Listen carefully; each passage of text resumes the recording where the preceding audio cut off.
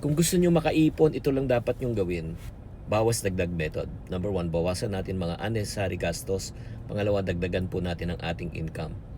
Ano yung sinabing ng bawas?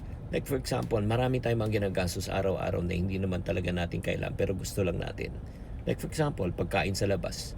Pag kumain ka lang sa labas, mahina na po. More or less, nasa 200 pesos. 200 araw-araw, so times mga 5 days, 1,000 isang linggo, 4 na beses, 4 na linggo, syempre 4,000. Sa loob ng 12 buwan, di magkano na po yan? Di ba? 48,000. Eating out lang po yan. So kung pwede, kung mas practical, kung kakayanin, pwede po tayo magbaon. Di ba? Sa pagbabaon po natin, mas makakatipid po tayo. Pangalawa po, dagdagan po natin ang ating income.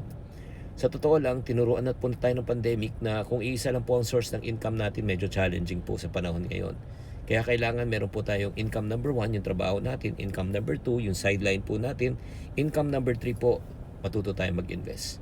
Kaya pag ginawa mo itong bawas dagdag income, tsak na tsak ko, aasenso at giginawa ang iyong buhay. Follow more in order for you to learn how to become rich and successful.